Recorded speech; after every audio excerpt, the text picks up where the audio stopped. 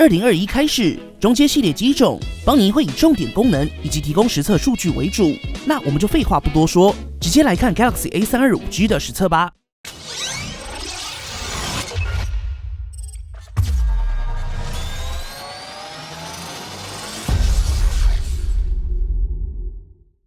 这次外观设计 ，Galaxy A325G 相较起过往的 A 系列，可以说是采用了全新的设计风格，昵称也蛮有趣的，被称为豆豆机。想必这个名称的由来，就是这次在 A325G 上全新的镜组设计。整体来说，相较起过往长方形的黑块 ，Galaxy A325G 的背盖设计的确有更加利落的感觉，辨识度也蛮不错的。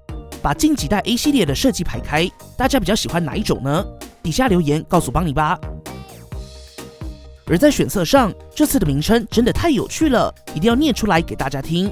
总共有4种颜色，分别是橙色偏向纯色深灰的超黑豆豆，纯色淡紫的迅紫豆豆，邦尼觉得最利落的沁白豆豆，以及黑色镜头搭配蓝色机身，意外好看的金蓝豆豆。如果把金蓝豆豆拿去酿的话，应该会变成酱油。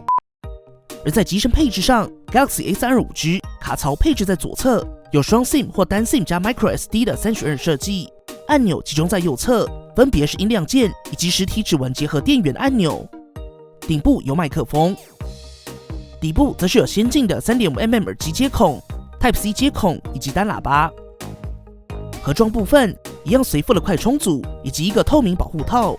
老实说，邦尼认为随附保护套对中阶机来说还是蛮重要的。不过稍微可惜的是，这次出厂时就没有贴好保护贴了。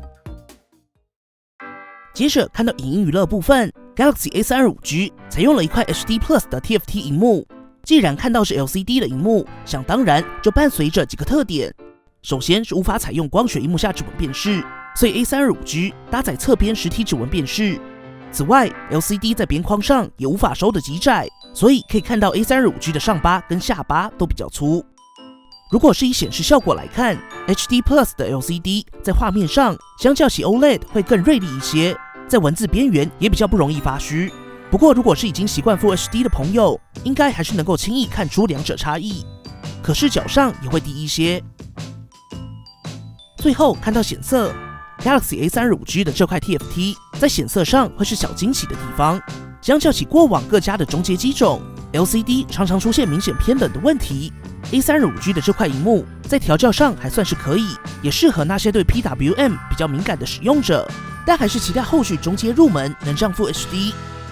而在音效上 ，A325G 依旧搭载单喇叭，外放表现中规中矩，跟过往差异不大，同样支援 Dolby Atmos。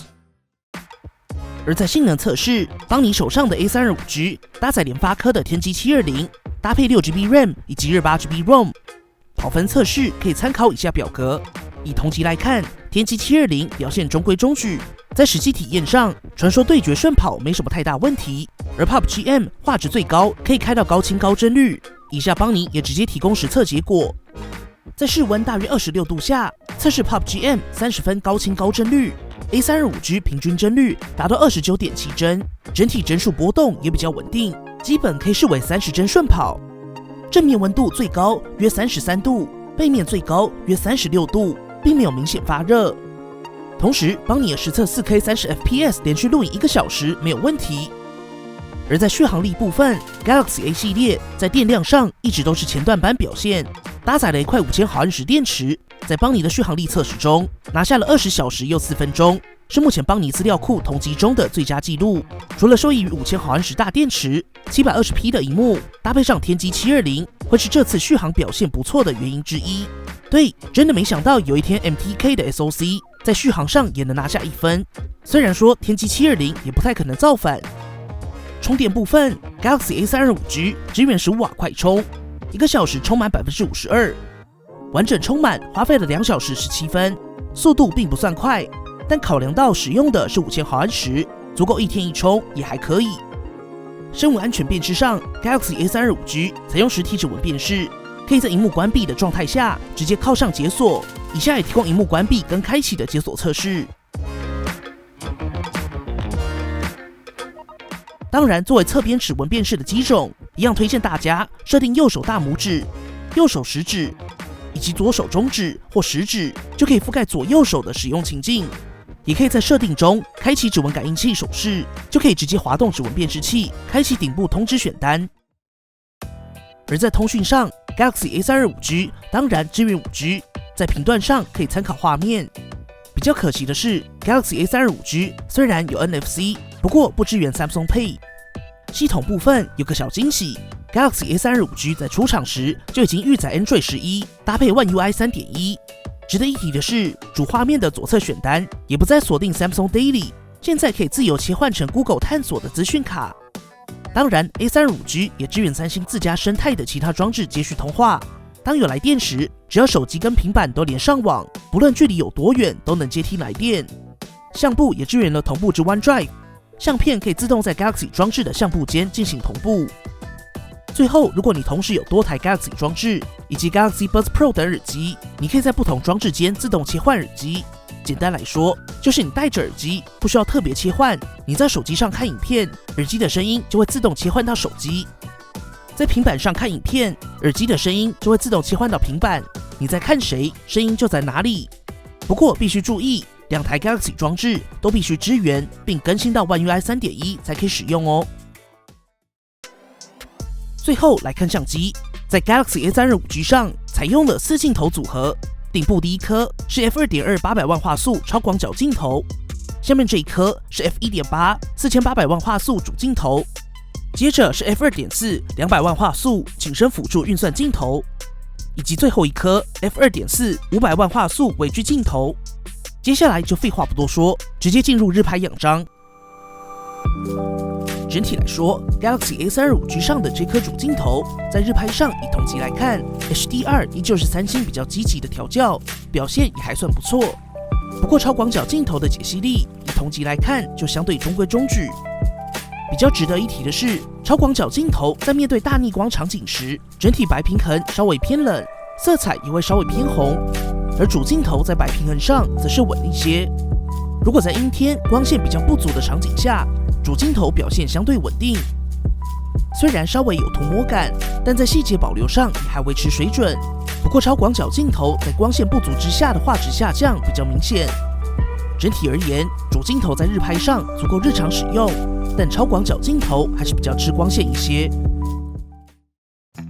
而这次在夜拍上 ，Galaxy A32 5G 同样支援夜间模式，重点是主镜头以及超广角镜头都支援。以下帮你也提供样张供大家参考。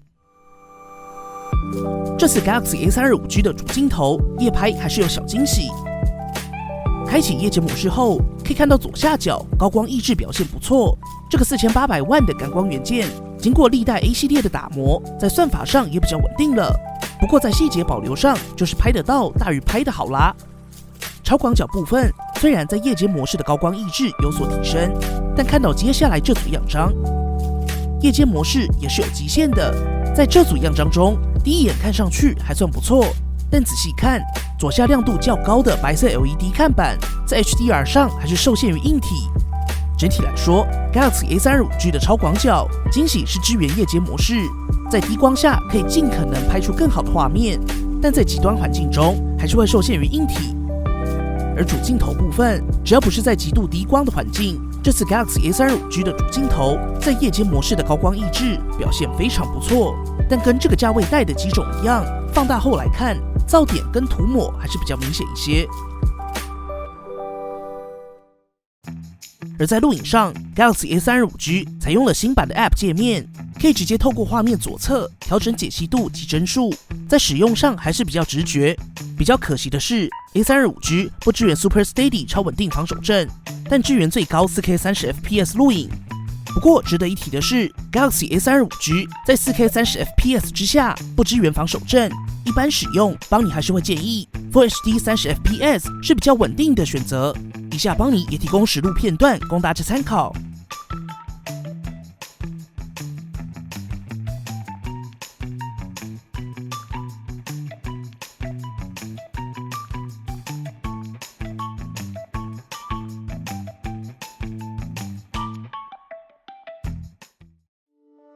整体来说，这次的 Galaxy A32 5G 外观还是保留 A 系列比较活力大方的设计方向，不不过全新的设计风格，相较起过往黑色方形的镜头模组，新的设计邦尼觉得是更利落的。也欢迎大家留言，在历代 Galaxy A 系列中比较喜欢哪一种镜头设计呢？而在影音娱乐上，依旧是 HD Plus 的萤幕稍微可惜，期待后续在入门中阶定位机种有所提升。性能上足够日常使用，偶尔玩游戏调整一下画质也能顺跑。不过如果是重度手游玩家，还是需要往上选择。续航力依旧是 Galaxy A35G 的强项，1天1充甚至2天1充都稳稳的。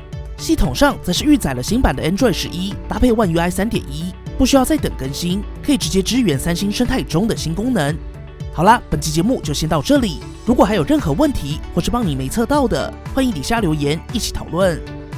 如果喜欢本期的节目，不要忘记订阅邦尼，并且打开小铃铛，及时收到最新的评测通知。当然，你也可以在 Facebook 邦尼 AI 小助理、Instagram 以及 Line@ 找到我们。如果还有其他问题，别忘了底下留言。那我们就下期影片再见啦！